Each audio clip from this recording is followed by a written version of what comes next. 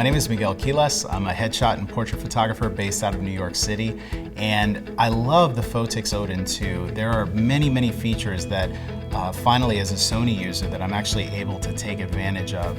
One of the things is that I'm able to use TTL metering now using my Sony A7 camera bodies, which is something that I've sorely missed in these cameras.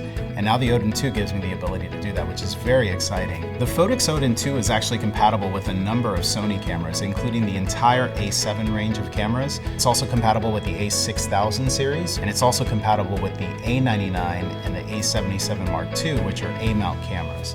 And in terms of the lighting, the Odin II is compatible with the entire line of Phottix lights, which would include the Phottix Indra 500, the Indra 360, as well as the Mitros Plus hot shoe flashes. And one of the features that I love the most about the Odin II is being able to use high-speed sync. And as a studio portrait photographer, what that allows me to do is to be able to shoot using my studio strobes, and I could shoot wide open at an f1.8 or even an f1.2 if I have that lens, and still not overexpose the image. What I found in the beginning was that if I wanted to shoot like I did outdoors and shoot at a wide open aperture, even at the lowest power setting on most studio strobes, it's gonna completely overexpose the image. But one of the awesome parts about high-speed sync is that now in the studio I have the capability to shoot at a lower aperture and just raise my shutter speed beyond that normal sync limit of 1/250th of a second and get beautiful, gorgeous portraits that honestly look different than what most people are used to seeing when it comes to studio portraits.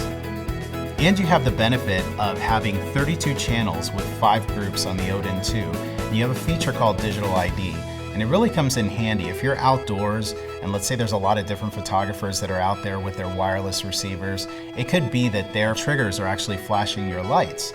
And so using the Odin II and having this flexibility, you basically can make an infinite number of selections to basically make it to where your trigger will only trigger your light. And you can kind of negate all of the ambient radio signals that are out there, which is really fantastic. You also have the capability of controlling the power of your modeling lights on your Indra, which also comes in handy when you're shooting inside of the studio. The Odin II is absolutely easy to be able to navigate, and I love the way that they set this up because I don't like the technology to get in my way. I like to quickly be able to go in if I want to adjust my group setting, adjust my channels, adjust the power up or down. I like to be able to do all of this quickly and on the fly so that I can get on to actually working with my subject and positioning my lights and just getting the best shots possible. And I love how the Odin II just simply fits into everything that I'm doing without being difficult. And that's one of the things that I really love in using this particular product. It's really just invisible on the set, but yet it's super powerful in that it really controls everything that I would possibly want to control when I'm on the set shooting.